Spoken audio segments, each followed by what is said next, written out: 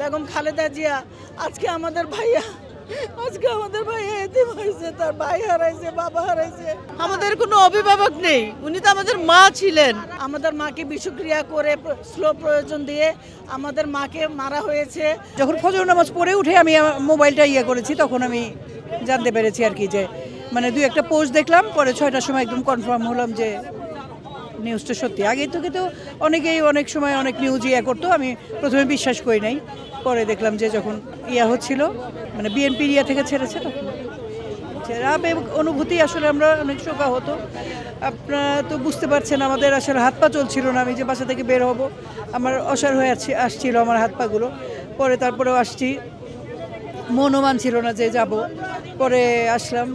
আর আবেগ অনুভূতি এটা আসলে প্রকাশ করার মতো কিছু নাই। আমরা তো এতিম হয়ে গেছি, সারা বাংলাদেশে এতিম হয়ে গেছে। উনি আমাদের মা ছিলেন, আমাদের নিজের মা, এবং ওনার মধ্যে আমরা কখনো কোনো তফাৎ অনুভব করি নাই। আজকে আমার নিজের মা হারিয়ে আমি যে কষ্ট পেয়েছি, ওনাকে হারিয়ে আমি সেই কষ্ট পেয়েছি। আমরা কিভাবে বলি, আমাদের তো বলতে গেলেও দিল থেকে আসতেছে না, আমাদের ভিতরে রক্তক্ষরণ হচ্ছে। আমাদের মা, সারা বাংলাদেশের মা চলে গেছেন, আমরা এতিম হয়ে গেছি, আমরা অসহায় হয়ে গিয়েছি। আমাদের তো আর কোনো গার্জিয়ান নেই, আমাদের কোনো অভিভাবক নেই, উনি তো আমাদের মা ছিলেন। চুল পড়া অনেক কমে গেছে, থ্যাংক ইউ মা। চুলের ভিটামিন জুই মাল্টিভিটামিন কোকোনাট অয়েল। উনি তো আমাদের রাস্তায় মলিতে দেখলে আমাদের মা গাড়িতে সাইডে গেলে এভাবে টাটা দিত। আমরা এই স্মৃতিগুলো আর কোথায় পাবো? আমার মা তো চিরদিনের জন্য চলে গেল। আমাদের মাকে বিষক্রিয়া করে স্লো প্রয়োজন দিয়ে আমাদের মাকে মারা হয়েছে। এই শেখ হাসিনার বিচার আমরা চাই, তাকে অতি দ্রুত বাংলাদেশে এনে তার বিচার করা হোক। আমাদের মা আপসীর নেত্রী বেগম খালেদা জিয়া আজকে আমাদের ভাইয়া এতিম হয়েছে, তার ভাই হারাইছে, বাবা হারাইছে। আজকে মা গেল।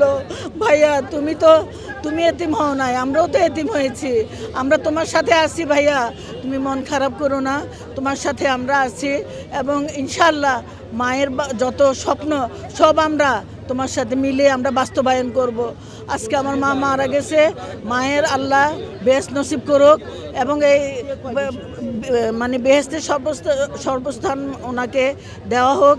আল্লাহ তাআলার কাছে একটাই আমাদের মুনাজাত, এবং আমরা 18 কোটি সন্তানদের সবার কাছে একটাই দাবি, সবাই যেন আমার মায়ের জন্য দোয়া করে, আমাদের মা যেন আল্লাহ বেহেশত নসিব করে।